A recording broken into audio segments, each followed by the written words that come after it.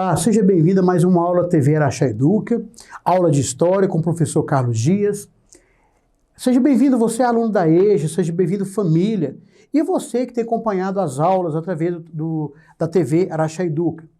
O que queremos estudar hoje? Hoje iremos falar sobre a construção do Brasil República, tá? E dentro desse tópico, o que queremos ver? O fim do regime monárquico, a Constituição de 1891, que vai ser a primeira Constituição da República, lembrando que nós já tínhamos a Constituição do período monárquico, né? E a política econômica que foi feita nesse primeiro momento da nossa República, da proclamação da República. Então temos uma imagem aqui bonita, né? 15 de novembro de 1889. Você imagina por que essa imagem aqui tem tantos militares, canhões, né? Eles são com as espadas levantadas.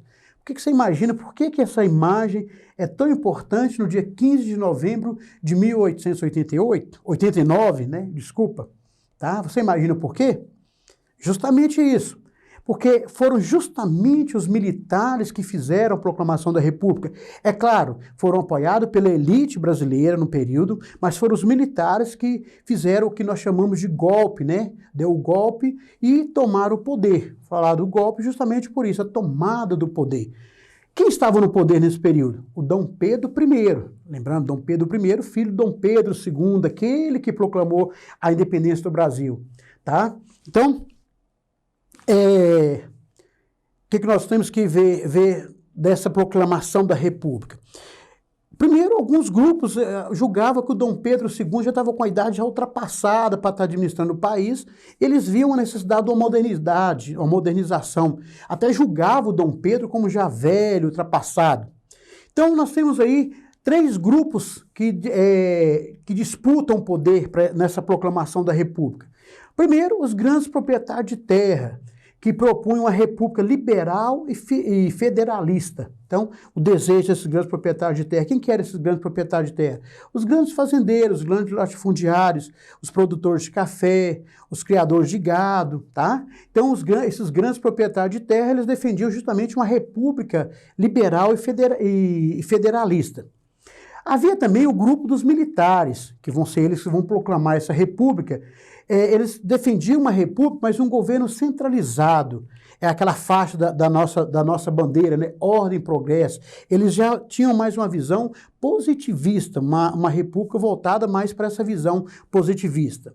E o terceiro grupo, né? Os grupos urbanos com a república de participação popular. Quem que eram esses grupos urbanos? Eram estudantes, professores, pequenos comerciantes, tá? Eles defendiam justamente essa república com uma participação popular. O que é importante nós falarmos isso?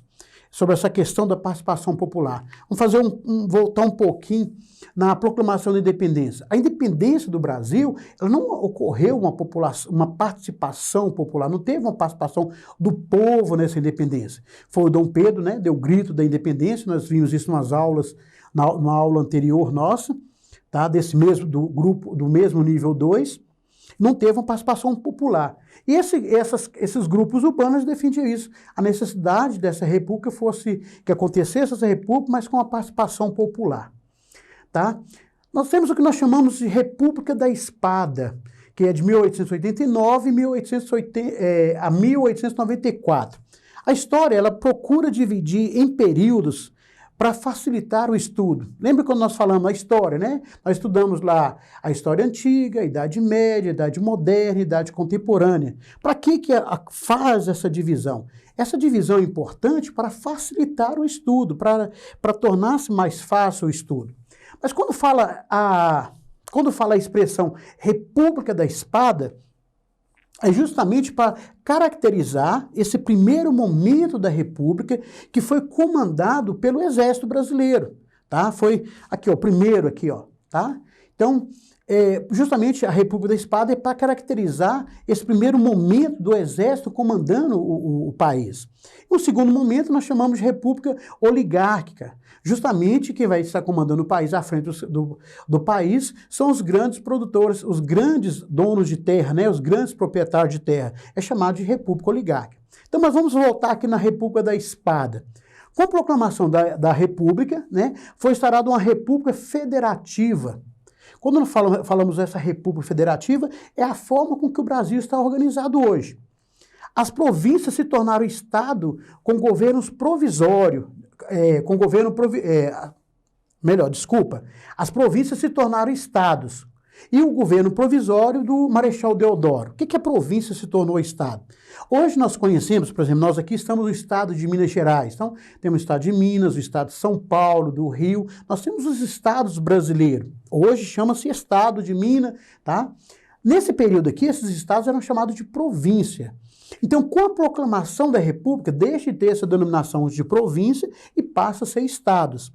Quem comandava essa província era chamado de presidente. Mas na frente não vamos falar sobre isso, mas já vou citar aqui para a gente já aquecendo. Esses presidentes de províncias vão ser chamados de governador, como é a expressão que nós utilizamos hoje, né? Governador do estado de Minas Gerais, né? Governador do estado de São Paulo. São chamados de governadores a partir de 1930. Nesse período aqui ainda era chamado de presidente de estado. Então, no primeiro mandato, né, o primeiro que foi escolhido como presidente do Brasil vai ser o Marechal Deodoro. Ele vai assumir o posto de presidente como o que nós chamamos de governo provisório. Quando eu falo provisório, que é uma coisa de transição. Vocês concordam, né? Se é algo provisório, vamos fazer uma ponte ali provisória. É uma ponte até que seja definida uma ponte construída de fato. E o Marechal Deodoro foi o primeiro presidente, mas como governo provisório, porque até então não tinha acontecido uma eleição, não tinha definido nada ainda, que vai definir mais na frente com a primeira Constituição nossa. Então, o que aconteceu com a proclamação? Governo provisório, e as primeiras medidas foram feitas isso. A substituição dos presidentes das antigas províncias, que agora são Estado. Então, antes, os presidentes aqui, para a gente localizar, são os que nós chamamos de governadores. Então, a substituição desses presidentes, mas vamos usar essa expressão presidente, agora das províncias vão ser substituídos, vão governar agora os estados. Segundo momento, a concessão de nacionalidade brasileira a todos os residentes no país. Então, com a proclamação da República, todos os estrangeiros que estavam no Brasil tornaram a nacionalidade brasileira. Quando perguntam assim, qual a sua nacionalidade?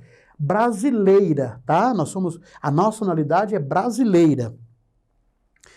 Com a proclamação da República também, né, o primeiro governo provisório do Marechal Deodoro exilou a família imperial para evitar resistências monarquistas. Por que exilou a família imperial? Porque a proclamação da República foi justamente a tomada do poder. Quem estava no poder? O Dom Pedro II. Então, o Dom Pedro II era uma monarquia. O cargo dele era hereditário. O pai dele, Dom Pedro I, foi o primeiro imperador. Ele foi o segundo imperador do Brasil. Então, ele foi tirado do poder. Alguns historiadores afirmam que ele saiu no meio da noite, que ele foi exilado, foi embora para a Europa, voltou para a Europa. Inclusive, ele faleceu 2 anos depois que foi embora, tá? A morte do Dom Pedro. Alguns alunos viram para mim e disseram, quantos anos que ele morreu? Tá? O fato é só para a gente entender que ocorreu, né? Ele morreu 2 anos depois que foi exilado, que ele voltou, regressou para a Europa com toda a sua família.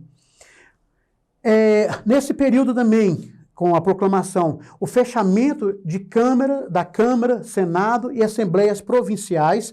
Por que houve esse fechamento? Porque até então era Assembleias Provinciais, agora vai ser Assembleias do Estado, tá?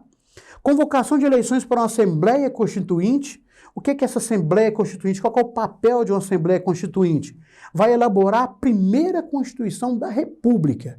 Pessoal, um detalhe, aluno da EJA, muita atenção nessa situação. Se perguntar para vocês qual que é a primeira Constituição nossa, a primeira Constituição nossa é de 1824, que é quando o Brasil tornou-se independente em 1822, elaborou-se uma Constituição, tá? De 1824. Essa Constituição é a primeira Constituição do Brasil como república. Então, de 1822 a 1889 vai dar 69 anos, né? Ajudem os professores de matemática aí. Tá? Então, a primeira Constituição do Brasil como república, tá? Essa primeira Constituição, só voltando aqui um minutinho, essa Assembleia Constituinte ela foi convocada em setembro de 1890. Então, reuniu-se ali a Assembleia Constituinte. Quem que estava nessa Assembleia? Advogados, tá? Representantes de todos os estados, para poder elaborar essa nova Constituição. Então, aqui nós temos a primeira Constituição, uma imagem da primeira Constituição nossa, primeira Constituição da República, só para lembrar. Então, ela foi promulgada em 1891. E algumas curiosidades, alguns fatos que são importantes nessa Constituição, como aluno da EJA, como aula de história, é importante nós termos isso em mente, tá? A Constituição ela é riquíssima, né? Tem muitos artigos para a gente estar estudando, lendo, mas não é o caso da nossa aula aqui. O que nós temos que ficar atento, que foi definido como principal nessa primeira Constituição nossa, primeira Constituição da República? A organização em 3 poderes. Qual que é a organização em 3 poderes? É o legislativo, o executivo e o judiciário. Então, é o que nós temos hoje. Interessante que essa ideia aqui é justamente a ideia dos pensadores iluministas, divisão dos poderes. Lembra quando nós falamos sobre o iluminismo?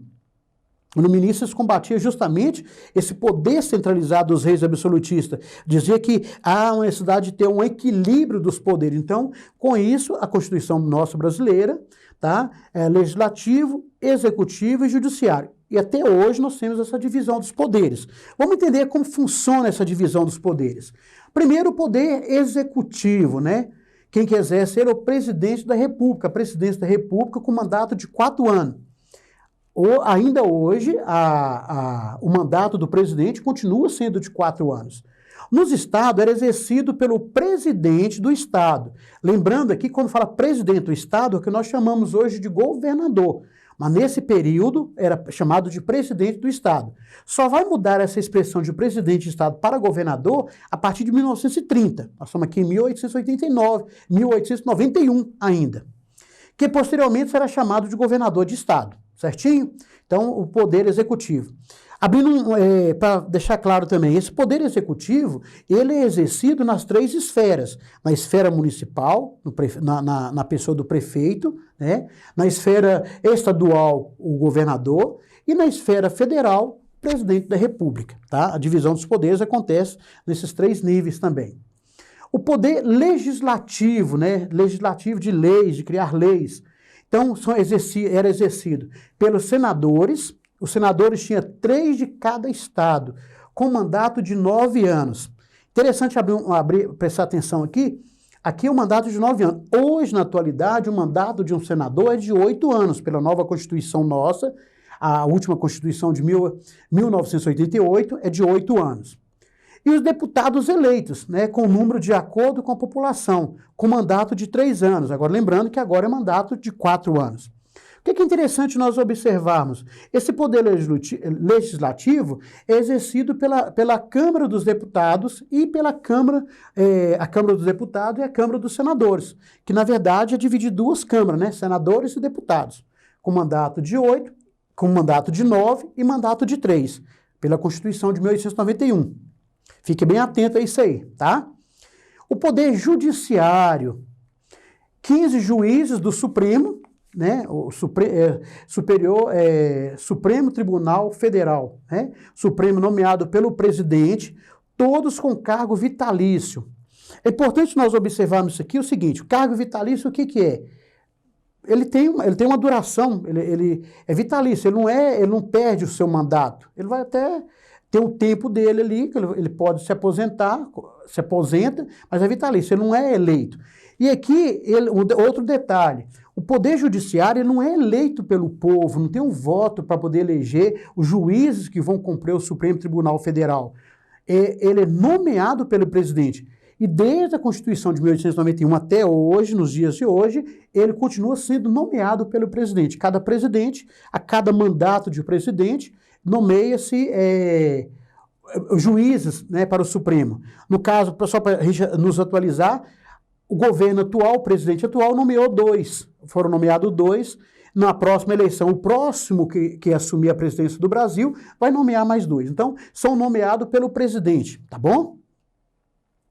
O voto na Constituição, isso que é muito importante, pessoal. Por que é importante? Hoje nós sabemos que com 16 anos já tem direito ao voto. né? É facultativo 16, a partir do 18 é obrigatório, né? A votação. O que definia a Constituição de 1891? Olha que coisa interessante. Todos maiores de 21. Hoje a nossa Constituição fala com 16. Eu estou fazendo esse paralelo de ir e voltando para você compreender como nós estamos hoje e como que era antes, tá bom? Mas presta bem atenção de como que essa Constituição de 1891 traz essa questão do voto para nós. Então, quem tinha direito a voto? Todos maiores de 21 anos. Exceto, aí abre um parênteses aí, hoje, todos maiores de 16 têm direito a voto, todos. Agora, aqui na Constituição de 1891, não. Exceto as mulheres, os frades, os mendigos, analfabetos e soldados. Então, exceto isso. Então, vamos fazer uma observação simples, até está escrito aqui, ó, 65% dos adultos eram analfabetos. Isso pelo levantamento de 1894. 65% dos adultos no Brasil eram analfabetos, era analfabeto. Então, se você tem 65 analfabetos, sobra 35%. Desses 35%, a metade são mulheres, metade de homem, metade de mulher. Vamos fazer 50% de cada um. Então, exceto as mulheres. Então, desses 35%, vocês tiram as mulheres. Dos que sobraram, ainda temos ainda os mendigos, e temos os soldados, e temos os frades. Resumindo, na época desse período do Brasil, tinha direito a voto, a cada 100 pessoas, tinha direito a voto. 2 a 3 pessoas tinham direito a voto, pessoal. Olha, hoje, a nossa democracia como está hoje, todos acima dos 16 anos têm direito a voto, tá? Continuando aí, no plano político, no plano econômico, né? O Marechal Deodoro, ele escolheu um defensor da República, o Rui Barbosa. O Rui Barbosa era um defensor da República, ele desejava a República.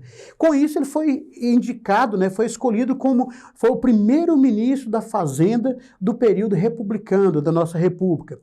Ele incentivava o desenvolvimento industrial. De que forma que o Rui Barbosa incentivava o desenvolvimento industrial? Aqui tem uma charge, uma imagem, ele equilibrando a economia, né? Porque o ministro da Fazenda, ele faz esse equilíbrio da economia, né? Vê como está os juros, como está o dólar, a cotação do dólar, essa coisa. Então, esse equilíbrio. Então, essa charge é bem claro. E o que o Rui Barbosa fez para poder fazer a economia crescer? Ele colocou maiores impostos para os produtos importados, ou seja, aumentou os impostos dos produtos importados. Quando você aumenta os impostos de um produto importado, você está valorizando a economia nacional. Imagine vocês, um lápis fabricado aqui no Brasil, aí você tem um lápis fabricado lá na Alemanha. Com a tecnologia deles, vão conseguir produzir um lápis mais barato, mais rápido, talvez seja... Eu estou fazendo comparativos. Aí esse lápis sai mais barato que o nosso lápis aqui no Brasil. Então, pagando o imposto, esse lápis vai aumentar o preço, vai até equiparar com o nosso. Ou seja, aumentando o imposto do lápis, vai evitar que ele venha para o Brasil. Se ele vir, vem com preço mais caro, valorizando o lápis nosso. Eu coloquei o lápis como um exemplo, só para a gente entendermos isso aí. Nós não perdemos em nada em tecnologia de fabricação de lápis com outro país, tá? Mas só para a gente entender. Então, o que o Rui Barbosa fez? Aumentou os impostos dos produtos importados. E ele concedeu créditos às indústrias nacionais. Então, ele liberou crédito, financiamento para as indústrias, todo empresário para fazer os empréstimos. E como que isso vai acontecer, pessoal? Empréstimo com aumento da emissão de dinheiro na Casa da Moeda. Então, começou a emitir mais papel moeda para colocar no mercado e deu-se início, né, a esses empréstimos. Empresas criadas para receber recursos do governo. Então, com isso, muitas empresas, pessoas criaram empresa para conseguir esses empréstimos do governo. E com isso acelerou, o que vai acontecer aqui, ó. Olha o que vai acontecer. Muito dinheiro no mercado. O que vai acontecer? Muito dinheiro circulando, vai aumentar os preços e aumentar a inflação. Já viu aquela oferta da lei, a oferta da procura e da oferta, né? A lei da procura e da oferta. Se tem muita coisa no mercado, o preço cai.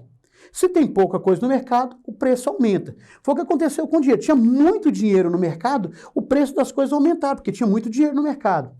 Com isso, foi dado o nome de essa política do Rui Barbosa, foi conhecido como encilhamento, tá? Vocês vão ver muito isso na história, nas avaliações suas também vocês vão ver essa expressão. O que é encilhamento?